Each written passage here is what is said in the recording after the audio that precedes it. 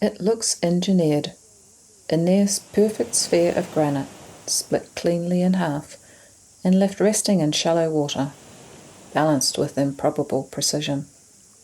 But this is no sculpture. It's Tokangawhā, the burst-open rock, known today as split-apple rock. And along this otherwise gentle coastline between Kaiteriteri and Marahau, it interrupts the ordinary with something far more intriguing. On overcast days the landscape feels pared back, almost monochrome, which only sharpens the quiet strangeness of its form. Pale sand, coastal bush, and a softening horizon where sea and sky blur together. In one Maori legend, two gods fought over this boulder, each determined to claim it as their own. In the intensity of their struggle, the stone split open, the force of their contest held in the rock's perfect division. When the conflict ended, the two halves settled into the sea, the moment of rupture fixed in place. It's a simple story, not to explain the rock away, but to acknowledge its uncanny form and the sense that something decisive happened here. Geologically, the explanation is less dramatic, but no less remarkable. Granite is among the hardest and most enduring of stones, and yet over time even granite yields. When water enters a natural crack and repeatedly freezes and expands, pressure builds slowly and persistently, until the stone finally gives way.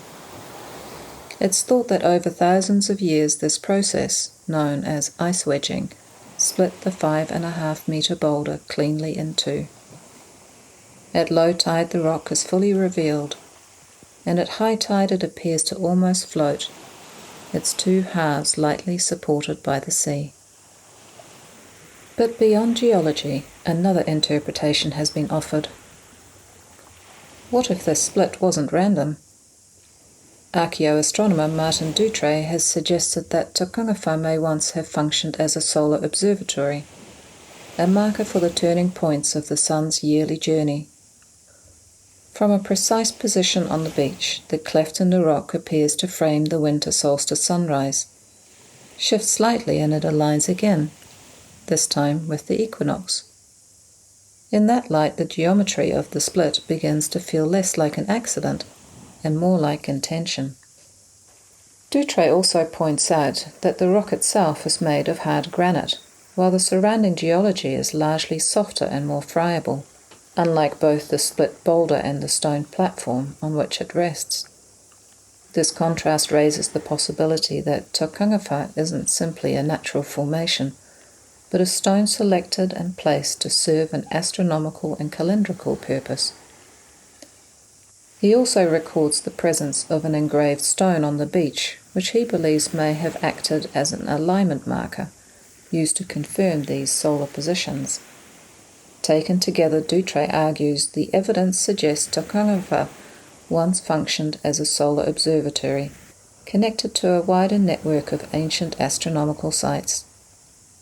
It's a compelling interpretation, one that invites us to see the rock not as an accident of erosion, but as something carefully positioned to observe the movement of the sun.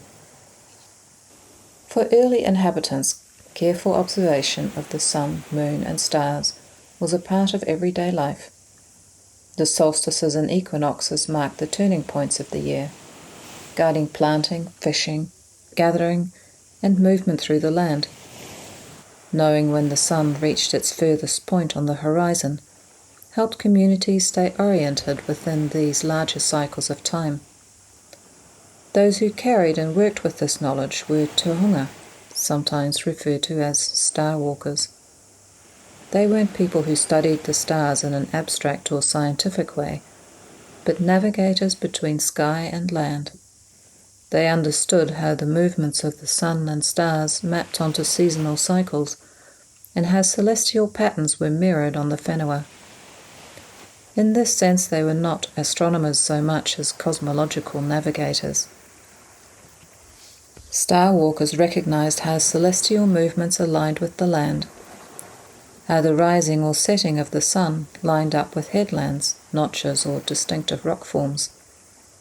Through this way of seeing, the landscape itself became a living calendar, holding memory and guidance without the need for written records.